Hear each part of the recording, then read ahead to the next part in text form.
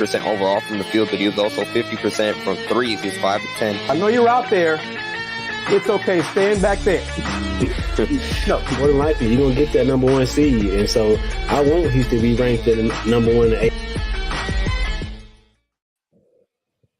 Welcome to a late night edition of Let's Rage Coogs, sponsored by the Saxenian Family, our primary sponsor. I am KG Chris Gardner of the Houston Round Bar Review, and with me is my man Dayon Dunlap. The Cougs, well, I got to be specific. The Houston Cougars defeated the BYU Cougars 75-68 on the road in Provo, Utah. We're going to discuss with the fans who are watching us on Twitter, X, Musk, at Pawslamajama, also Pawslamajama on YouTube, as well as on the Houston Round Bar Review on YouTube as well. Your thoughts on it, man? What are your thoughts on what we saw? Man, it was a cat fight. It was a cat fight. Nah, but man, it was a great game. I think both teams, of course, came out and played. But we talked about it before. BYU's three-point shooting versus Houston defense. And I was expecting Houston to switch a lot, and they did. And BYU made an adjustment by putting a bigger player in who could dive straight to the basket and capitalize on those switches. So, I mean, but overall, it was a good game. I think going back to our last previous episodes about Jamal being the number 1 option in regard, I think he's proven. Of course, not only just tonight this year, but I think that he's ready to step up and really, really be the catalyst for this Houston team. And Corey makes a great point. I haven't really thought about it, but I've watched a ton of UH games in my life and don't think I've seen us switch 1 through 5 before. The 1-5 like that. I mean, because that's really what it was. At 1-5, they switched a lot. A lot. And it really was until you made a very good point. Until BYU put in big man Traore, it really wasn't an issue down low with a big getting the ball. Traore, did some work, did some damage in the final minutes of the second half, but the Cougs found a way to win the game. Emmanuel Sharp did not shoot the ball well, but he found other ways to contribute to winning. 9 rebounds. I know that's a season high. I'm not sure if that's a career high, but he had 9 boards. He made clutch free throws down the stretch. LJ Cryer, 23 points, 5 of 9 from 3. Damian Dunn, 10 points, 2 of 4 from 3. Jamal Shead, 2 for 5 from 3. Jamal, he had more bad luck around the rim at the basket than he did elsewhere, but he still scored 16 points, had 4 assists and 3 rebounds. Hey, a win is a win. I got to ask you, man. I kind of know what you're going to say. You know me, how I'm thinking. But the stat line, BYU, 11 for 38 from 3, 14 for 21 from 2. Damn. I mean, sometimes you just got to do something else, man. 38 threes, if they're not falling, get the ball inside. Go do more layups, something. What do you think? I think that's philosophy. Their philosophy is to live and die by the 3. You live by and you die by it.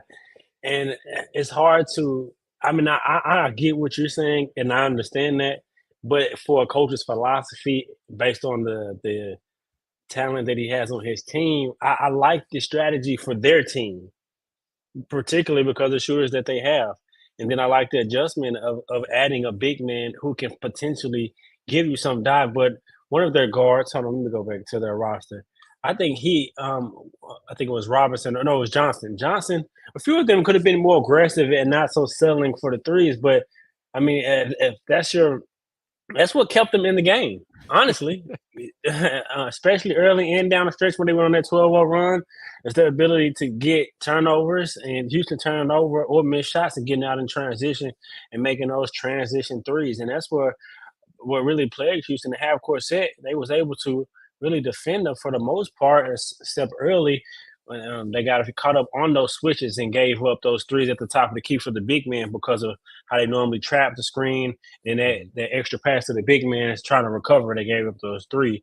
So then when you go to switching, I mean, I like that philosophy. But for LJ Cryer, I think he got a lot of good shots tonight. A lot of good shots. A lot of intentional with him and Emmanuel was letting them play in pick and roll. And I think that was something because the BYU was playing drop coverage, where their big man was basically just dropped and forcing them, allowing them to take the ball into them and create contact and get inside.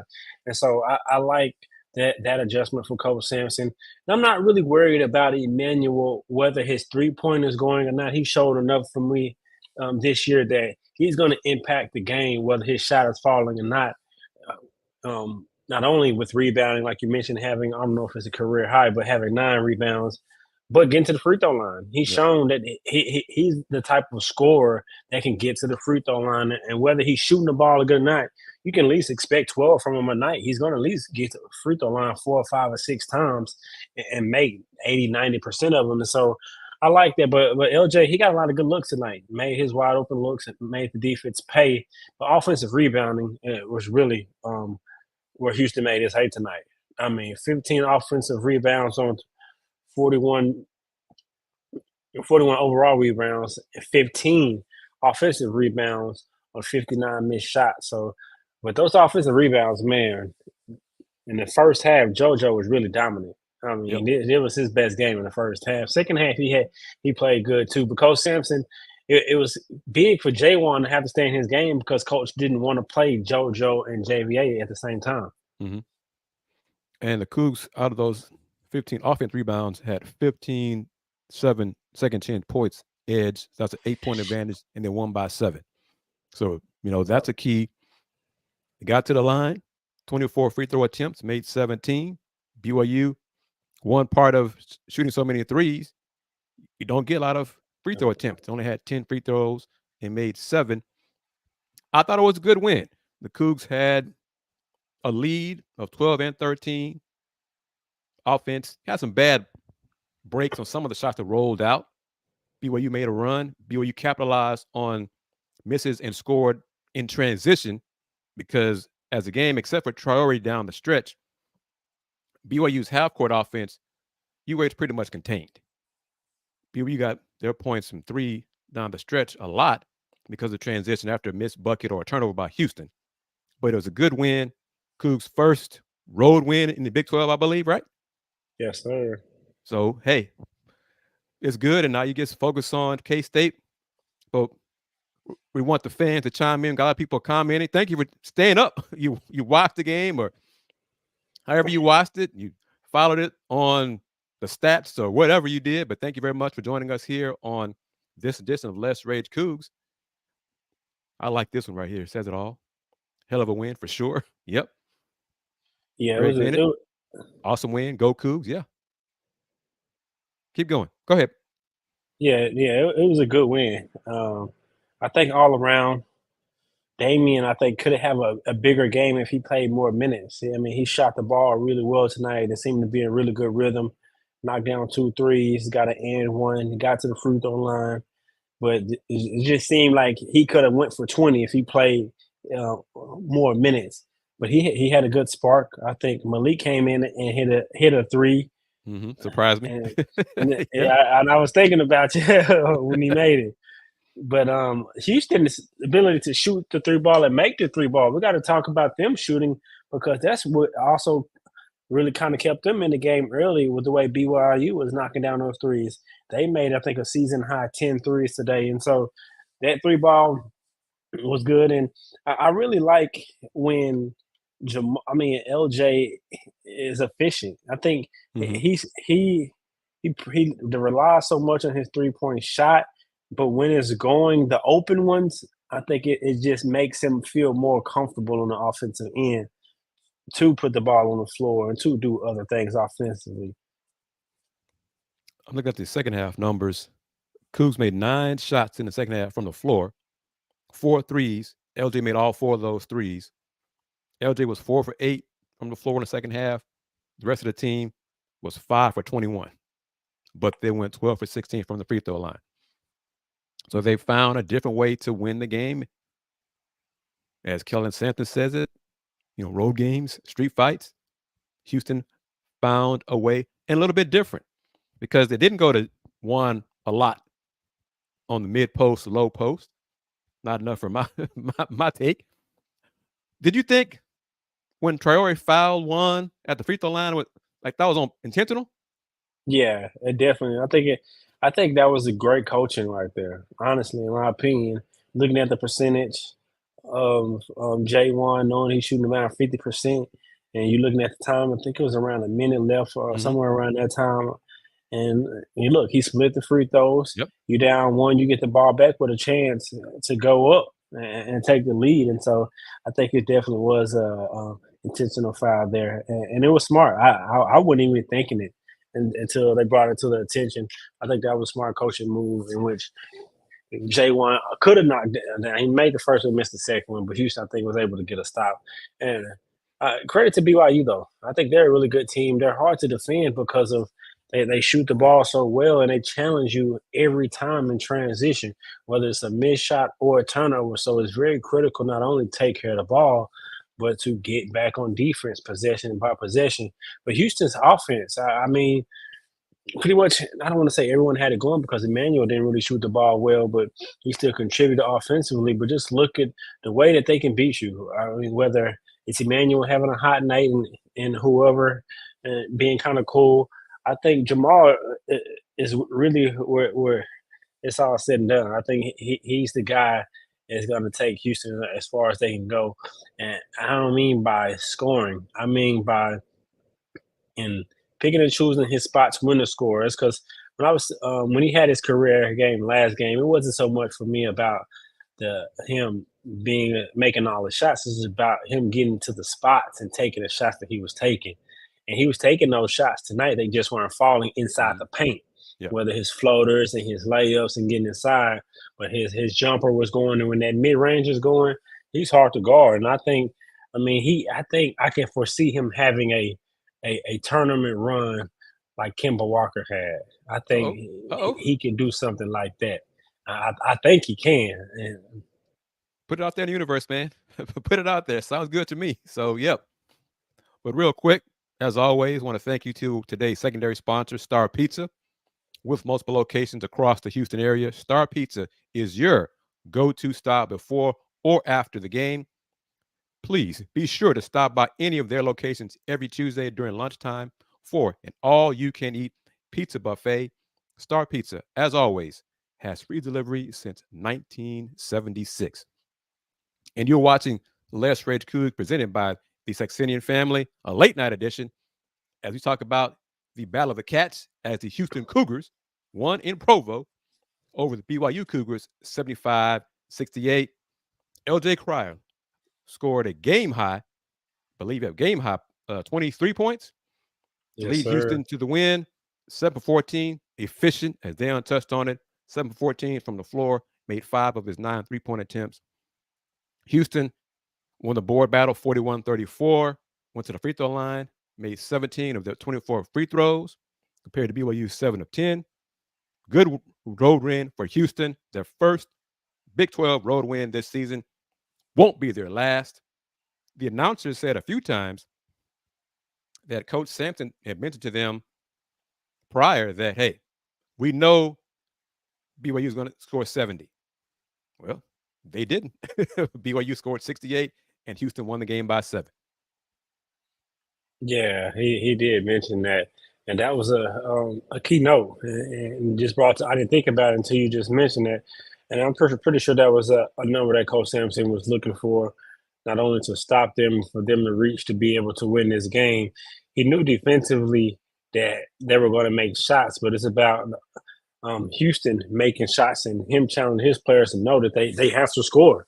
I mean, not only can we just not be the number one defense and play tough half court defense, they're going to make shots, but we got to make shots too. And they did that. They made timely shots, bucket, especially when the momentum on the road was getting close, 1 or 2 buckets. LJ stepped up. His Big 12 experience, I think, really played a part tonight on the road, and that helped him through his on the road struggles. I think now we can expect for him to really continue and probably make an all Big 12 conference team if he can keep it on for the rest of the year. But yeah, I think you're right on with that. I'm glad Chris B brought this up because I heard Coach yelling to Emmanuel after he fouled Trevin nail on that 3-point attempt. Emmanuel, that's why we have problems on the road. I don't need that. I can't use. Don't do that. Don't foul a jump shooter. Don't foul a 3-point shooter. I got Nell going because he hadn't scored before that foul. Made the 3 free throws, then switched to 3.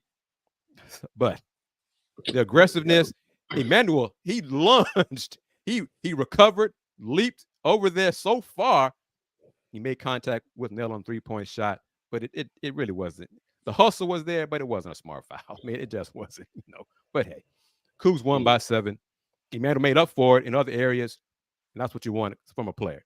He didn't dwell on his mistake. He made up for it, and that's what you want. He impacted winning in other ways. He did, but you can't have that foul though. Yeah, can't have that foul. Most definitely, I think that's one that Coach Sampson, I'm sure, when they watch film, be like, "Come on, man, we can't have those, especially on the road, and especially on the road. Most definitely, anytime on the road, at home, it don't matter." Yeah, but the microphone was really positioned closely to Coach Sampson. Yeah. We heard a lot of what he said during the game, which is good for the most part. And he didn't swear too much. At least I didn't notice what he, I couldn't tell because he does do that a lot during games too. But fans, thank you for joining us here. What are your thoughts on what you saw? The confidence? Are you more confident now in what you saw? Dang, remember, it wasn't that long ago after losing to TCU. Oh, this team is not ready for the Big 12. This team should fall down in the top 10, top 25, the top 15. They don't deserve to be in. Remember those words? Remember that? From some of our own fans here on the show. Yeah, but it's a long year, man. This Big 12 is a tough conference. I mean, you look at the standings, and I was just looking at them. Texas Tech at the top right now, who we just beat them at home, and Kansas State is right there with 4-1, and their only losses to a Texas team who beat a ranked Oklahoma team tonight, who was 3-3 in conference. And so, game after game, it's going to be a street fight, whether on the road or at home. And so, just not really being prisoners on a moment, and just understand that on a game-to-game basis, Houston is going to lose some games. I think during the broadcast they said that the Big 12 champion might have 5 losses, and I think that's probably will be true. Probably have 4 or 5 losses in the Big 12 conference champion. And I'll agree with Chris B on this as well. Shout out to BYU presentation media team because I don't know if they did a post-game show because we're doing this obviously, but their halftime show was nice. I liked how the presentation, everything of that. Dayon, I don't know, my man. I'm just saying, if someone wants to support us and put some money in our pockets our way, we could do stuff like that too for Cougs, basketball games and things of that sort, presentation-wise. I'm just putting it out there. Y'all know how to reach us here on these platforms. Y'all know how to follow us and on Twitter and Instagram, etc. We could do more. We're doing a lot with not a huge budget, but imagine if we had a larger budget, what we could do for the fans, Coug fans all over the world, because as folks know, we have fans who've chimed in from Bavaria, other places in Europe. So Let's Rage Coogs is global. Thank you very much to our sponsors and our fans who are watching this show tonight at 10:37 Central, 11:37 Eastern, and whatever time it is, maybe in Europe somewhere, But thank you very much for watching this as we talk about Houston's 75-68 road win over BYU. I think BYU was 5th in the net. Houston was 1. So obviously another Q1 win for Houston. Would be their 5th or 6th so far this season. K-State this Saturday, I think, would be another chance for a quad 1 win. I think it's life in the Big 12, as you touched on it.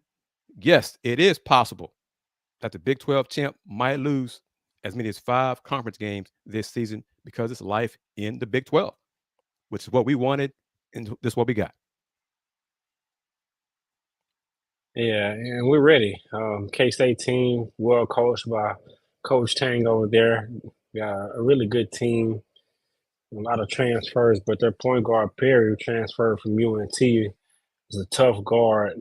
I really, really like his game. Cam Carter, it's going to be a great game, man. Yep. It's going to be a great game. Kansas State actually will be coming off back-to-back road games. They're going to Iowa State, which we know how tough it is to play there. And then they'll be coming to Houston, and hopefully Houston and Coug fans can make Fertitta Center a tough atmosphere. And as I was watching the game and watching BYU, looking at their stadium or arena, I should say, and I was thinking about the Fertitta Center. I think Fertitta Center is actually a perfect size for Houston fans, and not having a 10,000, 11,000 capacity arena. I think with the size it is for the way Houston fans is, it's actually a great size. It is, but I was thinking, I don't know how it can be done, but the way BYU, I think I won't name it the name of the arena because it's a hotel chain. They're not paying us, so I give them a plug. But the fans, a lot of the fans are next to the visiting team's bench.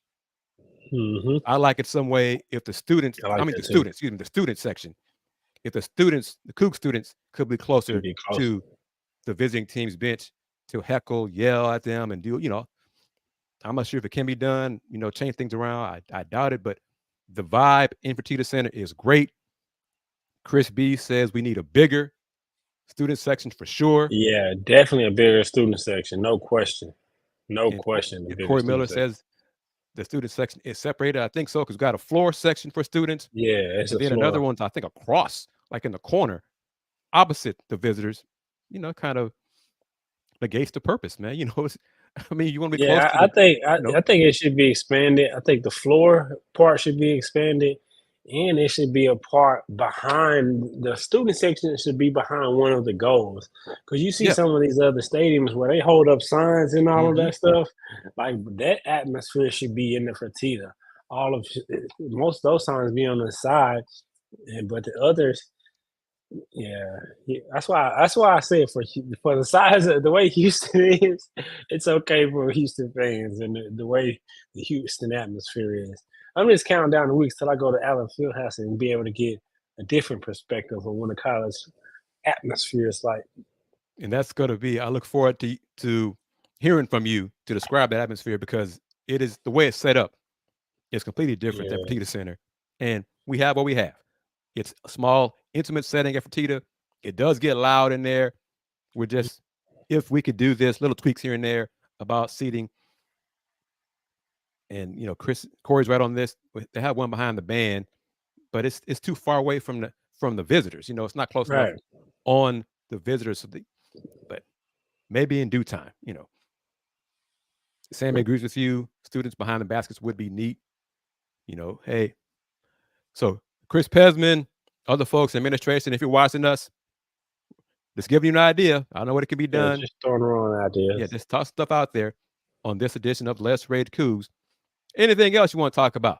Your thoughts on? Let's see, Ramon didn't play a lot, but early in the first half, when JoJo was struggling defending on the perimeter, I thought Ramon came in, just his minutes was good enough to settle down the defense on the perimeter. What do you think about that? Yeah, and I thought he was going to play more minutes once J1 went down and Coach Sam not wanting to play Javier and JoJo together. But I think it definitely did come in and be able to kind of settle down. And JoJo, it was tough, but the way that Houston normally defends the perimeter, they normally, of course, trap who was ever coming and force them either one way or get the ball out of their hands. And with that, they look to recover. And so giving up those, wide open threes, Houston switched it up. It's like, we're just going to switch on the screens. And that was tough because either JoJo, he was either guarding a guard, but he did a good job, I think, for the most part. I think early, like you said, definitely was an adjustment. But once he makes that adjustment, he did a good time. He does a great job using his length. I think people can tell how long he is until actually playing against him. But he does a good job of doing that and getting offensive rebounds, tips of that. One was tipped to a three-pointer to LJ. But I think just overall, his energy, Ramon, I think he will have his game. I'm sure he will. But I think we could have seen even more of him tonight. But with that adjustment, Houston needed 2 big bodies on the floor. So it was paramount for Jaywan to come in. I really think I like it for Damian Dunn show tonight, though. He knocked down some catch and shoot threes, and we know he has ability to be a scorer, but just showing ability to be a catch and shoot player is only going to open the floor up for Jamal. So when he does that, I'm thinking the ball is in Jamal's hands, and he's the first option to make a choice, whether he's being aggressive to score or being aggressive to create because of LJ or because Emmanuel, because someone else is hot. But he's the X factor because he's not only can, like I said tonight, can catch and shoot threes, but he can be an ISO player. That tough end when he got tonight, that was a tough grown man move. And so I think this a little bit more minutes for him would have led to a bigger game because of I know although Emmanuel didn't shoot the ball well, he still had a good game defensively, rebounding, getting to the free throw line. But I don't know. Whatever Coach Sampson sees, and whenever he allow Damian to fully play more minutes, he's a role player right now. So role players only going to play role minutes, and so just in his role, I think he's really coming and finding his rhythm in his role. We're going to need him to be a star in this role because it's going to be a game, whether it's in the Big 12 tournament, NCAA tournament, where his role expands and his game to really showcase. And I think it's important for him just to continue to be in a good rhythm, playing smart and taking rhythm shots. I want to get to a couple comments and questions from our viewers. First, right here, your thoughts on this one. Does Jamal have a chance of being drafted? What do you think?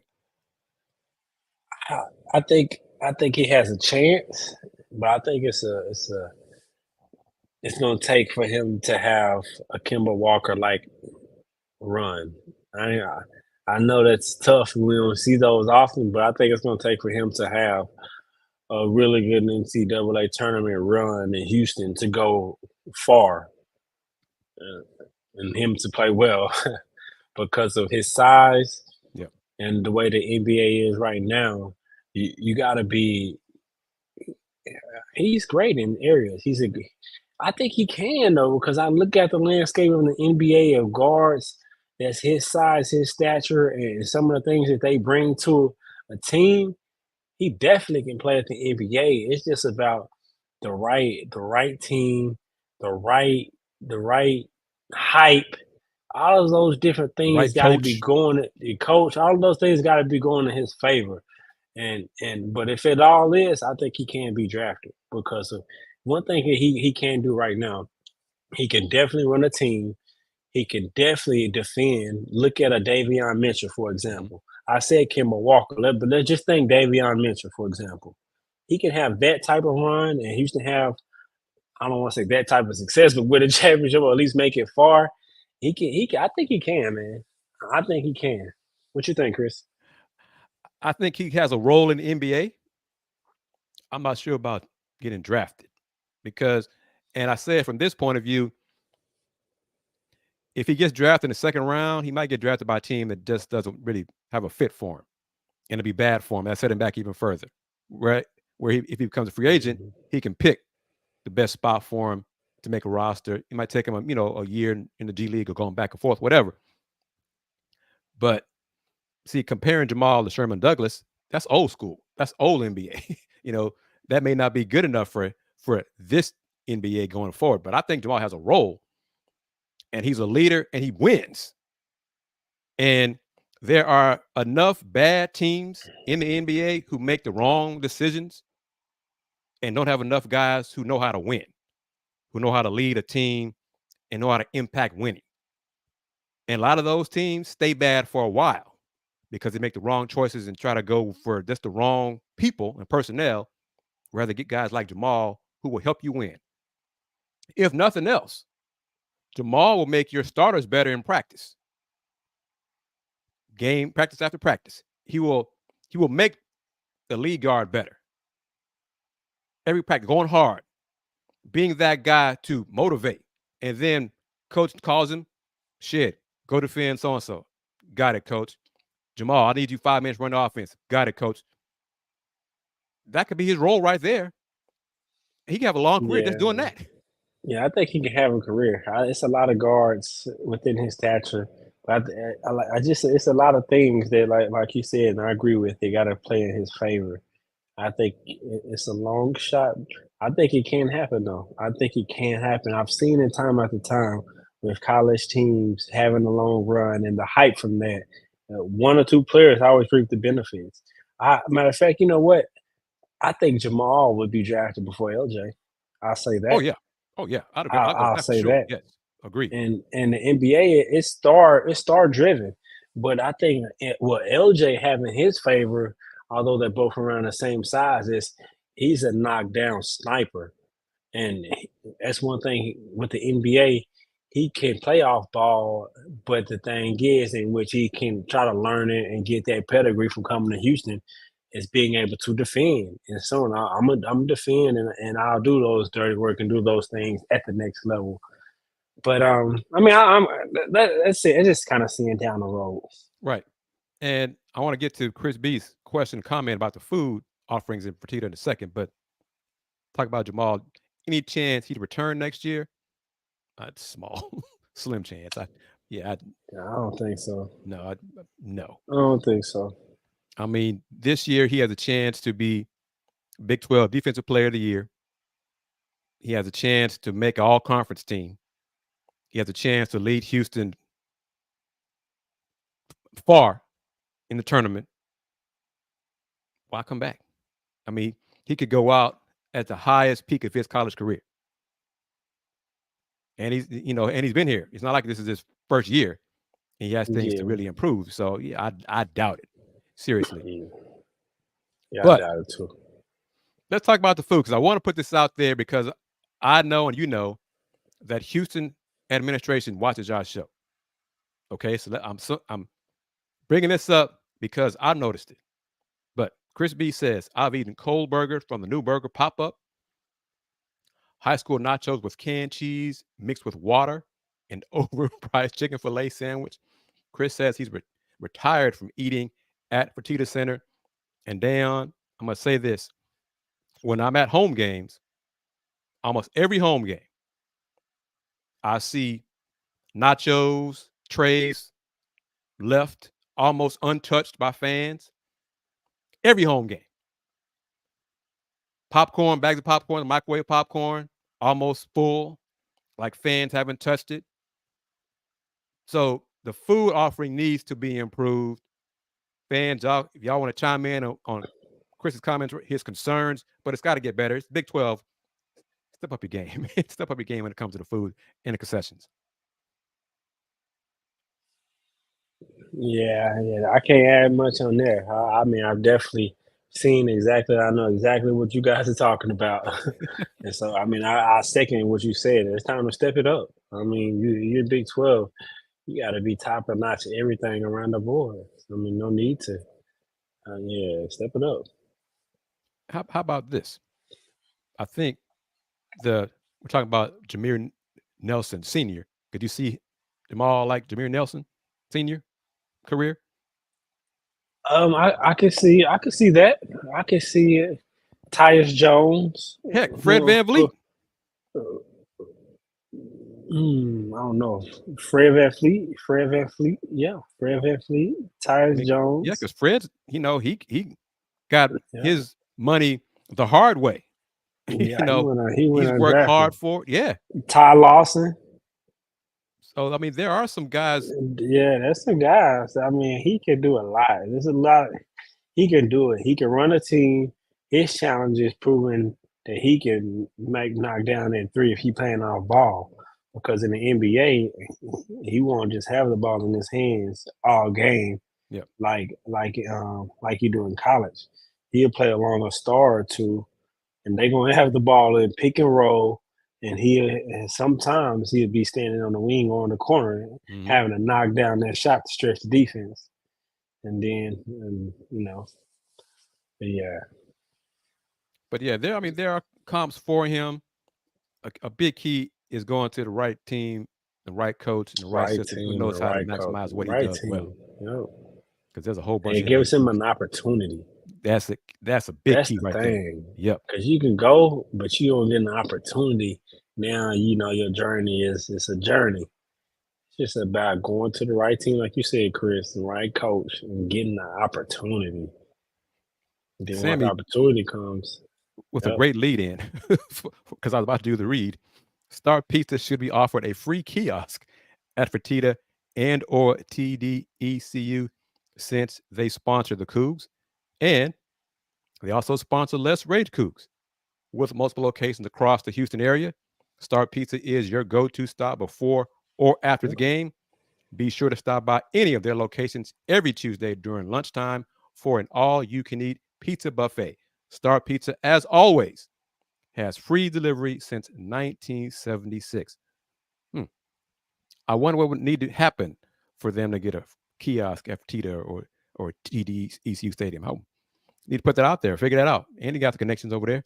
And if you're wondering, I think Andy had a coach. He had a game tonight to coach. Is that it? I I think. believe so. I Yeah. believe so. So that's why he's not joining us tonight. I believe he'll be able to join us on Saturday after we discuss the Cougs K-State game Saturday. Early start, 11 o'clock in the morning. It's Houston's blackout game, so fans are encouraged to wear black and get there early. Speaking of black, can Houston do away with black jerseys after this year? Go ahead, I say it hate again. it wholeheartedly. Say it Can again. Houston do away with black jerseys? Period. Every sport. I don't want them gone. We are not Texas Tech. And that's what it We looks are like. not. It looks like Texas Tech. Yeah. We are not Texas Tech. I see Houston fans heckle Cincinnati about their jerseys and other. No, can we do away with the black? Can we have a true alternate color? What is it? Is it? It's not. Is it gray? Is it the darker blue? Can we make it the baby blue? Can we set a real tradition and follow it instead of trying to have different trends and follow it? Like those black jerseys got to go. Dion's putting that into existence as well. Damn. Sammy says, truth, Dion. Chris B says, preach. But Bobby, he says, black is beautiful. We know black is beautiful. Oh, black is beautiful. No But question. No jersey-wise, for Houston, it does look too much like Texas Tech. It does. Yeah, we got to get rid of that, man. We got to get rid of the black. But all right, these closing moments of this edition of Les Rage Coogs, this late night edition of Les Rage Coogs, presented by the Saxenian Family, recapping Houston's 75-68 road win over BYU. LJ Cryer, 23 points, game high, 7 for 14 from the floor, including 5 for 9 from 3. Jamal Shead scored 16 points. Missed a lot of shots around the rim. Just got bad luck. Shots rolled off, but he was 6 for 19 from the floor, had 4 assists. Houston only had 9 turnovers. That's good, right around the average. They average like 9 or 10 a game. BYU had 13, 7 in the second half. The Cougs had, well, I got to say it again. If I had a tip jar, I put money in it every time I said that wrong. Houston had a 17-7 points off turnovers edge, as well as a 15-7 edge in second chance points. So Houston got a big win, as I mentioned earlier, but Juan said it again. BYU is number 5 in the net. That's another example of why I don't really lean on or even refer to the AP poll or the coaches poll, because I think BYU is like 21 or whatever in one of those polls, if not both. BYU was number 5 in the net. That's more important. That's what the committee, one of their factors they consider for seeding in the tournament is quad 1 wins, quad 2 wins. So this is another quad 1 win for Houston. It's not about AP ranking or coaches poll ranking. It's more quad 1, quad 2 wins. That's why you see Houston as a 1 seed in most of the bracketology projections. What are your thoughts on what to look for this Saturday against K-State? You kind of mentioned earlier, but as we wrap it up, what do you think about K-State matchup? Man, a gritty team who's going to look to kind of make it a physical, excuse me. They're going to look to play a tough brand of basketball similar to like Houston plays. Offensive rebound. They have some dynamic guards who can really get it off the bounce, but they share the ball well. That's one thing they do. I think they share the ball well. Coach Stang has his group really kind of still gelling together and playing well together. And so It'd be strength on strength. They're a really good defensive team. They're tough. Really, I like Houston with a lot of good guards and good athleticism, and so it's gonna be strength on strength. I think which guards can play better between Perry and Jamal Shead in regards to control of the tempo, setting their team up, getting their assists, keeping their turnovers down, and which one will have to score the ball. I think Perry is a player who can score, and Jamal's a player who can score, but they both want to get their teammates involved first. And I think Jamal is just really hitting his stride and seeing that he's ready to take that next step and be a go-to player, scoring with the mindset to pass first. And I think Coach Sampson is kind of trusting Jamal to be more of a scoring threat. You know, he had 19 shot attempts tonight. Coach Sampson, you've said it on many of our shows. When Coach Sampson trusts you to as long as you take good shots, he's good with that. He wants you to be aggressive and taking those bad shots. Jamal doesn't do that. So Coach Sampson trusts him to make the right decision, and that's part of his evaluation as a floor leader and the player he's become in this 4th year at Houston. The game against K-State this Saturday, 11 o'clock in the morning. Game's going to be on ESPN. Fans, get there early. I'm going to say it again. Let's start for the weekend. Now Houston's in Big 12. Tailgating. Saturday morning, get there early. Put stuff on the grill. Invite me over. So I can sample some of your skills. And then I can tell Dayon after the show, man, you missed it, man. Some good food, man. But seriously, I mean, you could take a picture and shout them out during the show. Yeah, do that too. Let's start a tradition. In addition to getting rid of those black jerseys, let's start doing this. Tailgating Saturdays, Sundays, the weekend Big 12 basketball games. Let's do this. Come on, we can do it. Juan doing LOL. I'm serious. Kegs and eggs. Hey, I'm serious. Let's somebody make this happen. Let's start doing this. Tell us about it. We can plug you. You plug your stand, your whatever, your tent. And heck, we can stop by before the game, after the game, take pictures of it, put it on here on the show. We're in the Big 12. Other Big 12 schools do these things. Let's start this. Let's form a new tradition. Let's form a Houston Cougar tradition. Come on. Life in Big 12. We're winning. Probably going to win for quite a while as long as the Sampson family is in charge. Let's enjoy this ride and keep it going. I'm going to go first, my man, and we wrap it up here on this edition of Let's Rage Coogs presented by the Saxenian Family. Let's do this for the big screen for closeout. I'm KG Chris Gardner, owner of the Houston Roundball Review. You can follow me on social media at Houston Roundball Review on the platforms of Instagram, TikTok, Threads, Spoutable, YouTube, all those different things. But as always, we truly appreciate your support, your comments, your questions on all of our Let's Rage Coogs shows. Remember, Let's Rage Coogs, this show is the original post-game show for Houston football and men's basketball. So as always, thank you very much for taking time out of your late night to join me and Dayon on this edition of Let's Rage Coogs presented by the Saxenian Family as well as Star Pizza. My man, it's your world. Like Chris just said, thank you for everyone who's spent their time and minutes, whether you were on for 10, 15, 20, 30, or the entire duration of the show. Thank you for commenting, for you watch. We appreciate all the support. To our sponsors, thank you for the support as well.